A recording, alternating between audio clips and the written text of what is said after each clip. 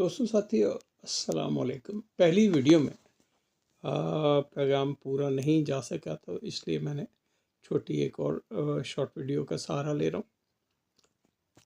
سب کچھ دے دیں، سارا جائیداد دے دیں، مگر 10 to 15% حصہ اپنے لیے رکھیں، اپنے سفر کے لیے رکھیں، زندگی کے اپنے خرچے کے لیے رکھیں، اپنی ضرورت کے لیے رکھیں، اپنے شوق کے لیے رکھیں، اور اپنے